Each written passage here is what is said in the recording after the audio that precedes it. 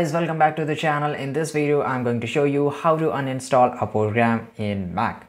So first of all, you have to just go to the Finder app, and after that, as you go in the Finder, you will see a lot of application.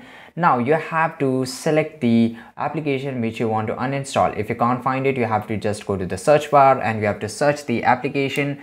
For me, I want to uninstall the Audacity here. Files which is only related to Audacity, right? And other softwares which you can do is you can just click this plus button here, which is at the top right side corner. Beside this save button, you will find the plus button, right? So just click the plus button, and then you will see on the left hand side, you will see just click the option and then just go to the other, and in the other you will search at the top system. So just search for the system and you will see the result which says system files. Okay, so just check the checkbox in front of the system files and then click OK, which is going to show you the related files for the Audacity player, or whatever you search will do here, right? And the second thing you need to do here is here you need to just select included. So by default here you need to choose the option which says are included, right? And now you see that these are more files related to Audacity. So these are all the files which are related to Audacity, and by removing all the files you will able to successfully remove all the softwares if you follow this procedure with any other software which is on your Mac operating system.